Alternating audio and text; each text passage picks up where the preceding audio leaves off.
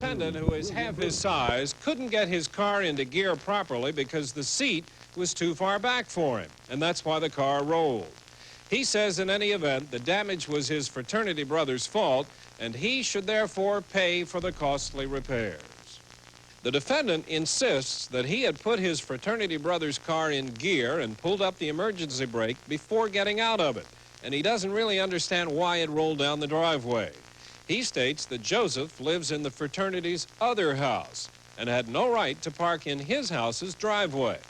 So the question here, is the defendant responsible for the damage to the car? Let's try to find out now as the litigants talk to Judge Wapner. I know you've been sworn. I have read your complaint, gentlemen. You claim your car was damaged by the defendant? Who owns the car? I own the car, Your Honor, but my son is the driver. He's the driver. He had permission to drive the car? Yes, he did. Okay. Where was the car damaged? The car was damaged in the left front, on the left door. What kind of car was it? A 1970 Porsche 914. In what location was the car damaged? Where was the car when it was damaged? It was in the fraternity parking lot. In the fraternity parking lot? Yeah, it's a driveway that goes from, it's a driveway that goes up a hill. So it was parked there and it rolled down, and the door, I guess, opened up. Were you there when it happened? No, I wasn't. Who did it? Were you taking care of the car? Yes. What happened?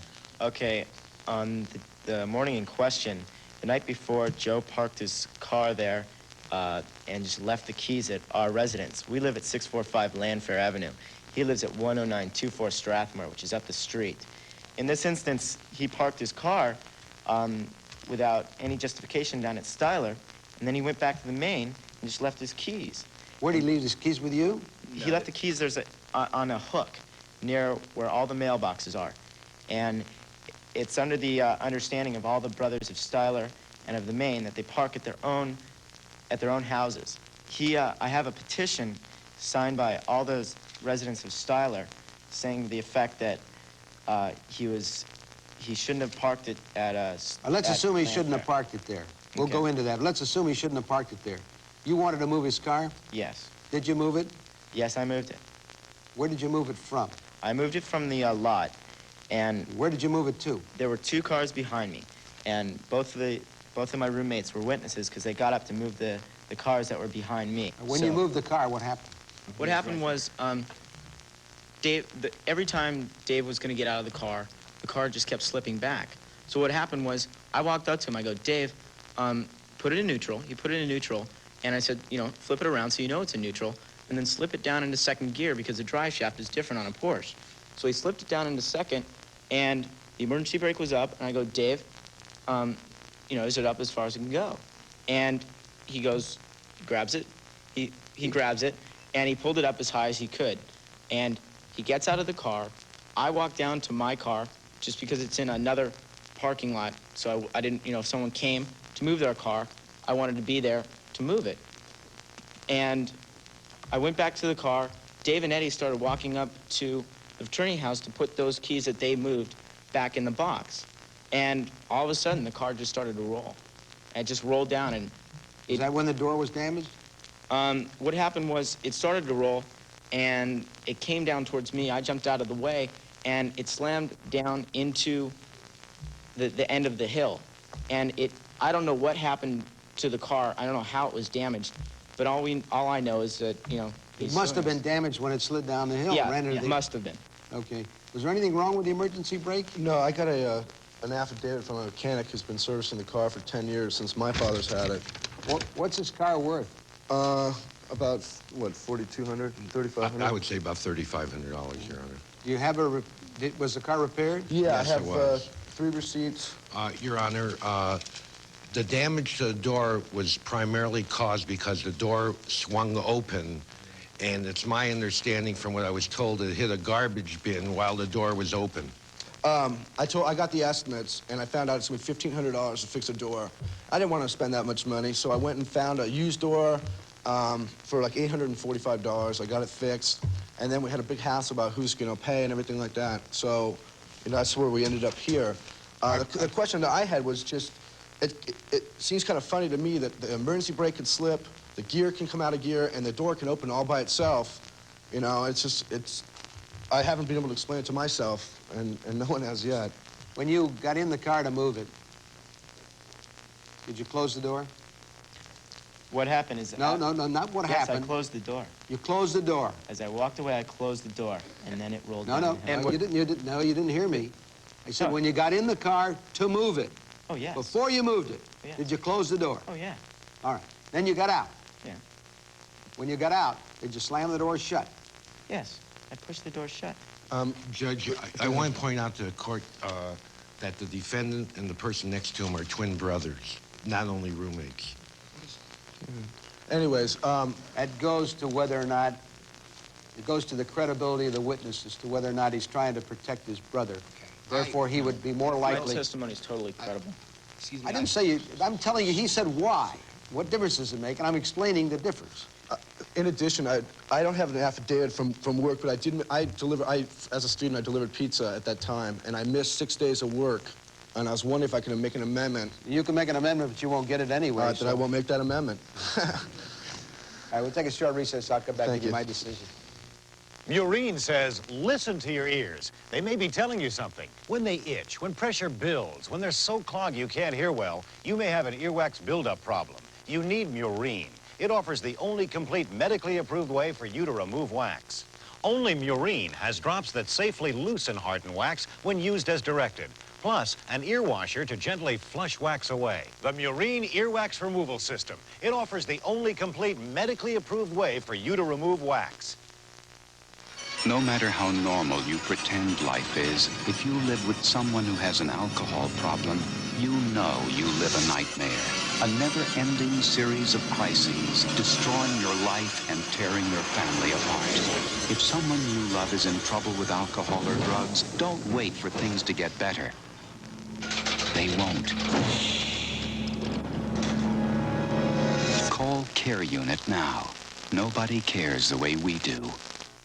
Having your drapes cleaned is no picnic. If you do, you worry about how they'll come back. If you don't, the buildup of dust and dirt can ruin them. So, what to do? Call Coit. C-O-I-T. Coit guarantees drapery cleaning, even hems, no shrinkage, perfect pleats. Because millions trust Coit, they're the largest drapery cleaners. This week, save 20%. Yes, save a full 20% off at Coit Drapery Cleaners. Phone for a free estimate. Oh, my baby, do you want the moon to play with or the stars to run away with? They'll come if you don't cry. Now nice and soft bathroom tissue is nicer and softer, especially for you. Just how will Judge Wapner find in this car dispute between two fraternity brothers? We'll be back to find out right after this. It's a question of taste. If you had your pick of two cereals, both with 100% nutrition, would you pick the one with just one kind of flake? Or Kellogg's Just Right with 3 different kinds of flakes, plus hearty rolled oats, plump raisins, sweet juicy dates, and crisp crunchy nuts? You're not alone. 3 out of 4 people picked Just Right over every other high vitamin cereal. There was no question of nutrition. It was simply a question of taste. Kellogg's Just Right with fruit or whole grain. I'm not married, but I have a roommate. A new roommate. This one's like a breath of fresh air in my life. I'll be living a long time with this roommate. Introducing new Renewsit Roommate Air Freshener, an incredible new long-lasting air freshener. It has more freshening power, so it works twice as long as the leading solid. My roommate and me, our relationship's gonna last. New Renewsit Roommate, the long-lasting air freshener. Well, assuming that the plaintiff parked his car improperly at the frat house that he wasn't living in, of course, these affidavits or this petition that you say, signed by all the fraternity brothers, says that non-residents can't park. And it doesn't say non-resident fraternity brothers can't park. It says non-residents. So I would wonder whether or not the fraternity brothers who live someplace else might have different rights than just non-residents. at least is something for you to think about. It is important. Semantics are important, and I think you'll learn that as you take more courses at school. But they are important. But the point is, assuming for the sake of argument, as I tried to say before, that he parked improperly there, once you undertake to move his car, you've got to use ordinary or reasonable care.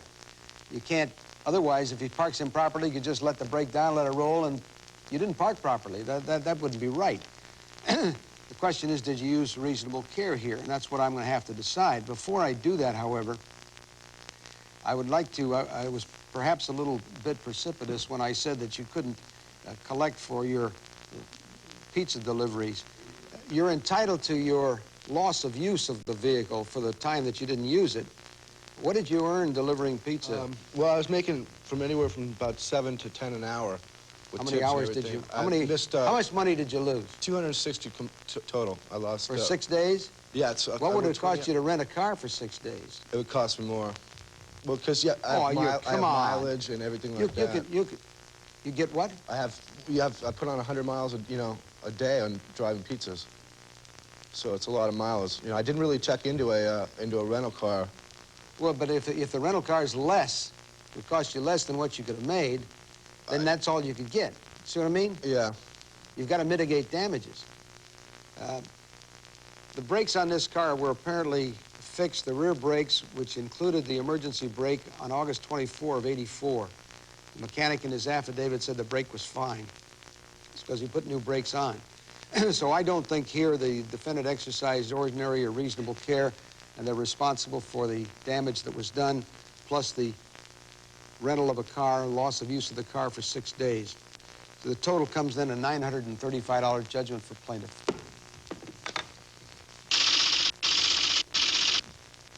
And with that, we will close out this session of the People's Court. For now, I'm Doug Llewellyn, thanking you for joining us and reminding you that if someone damages your property,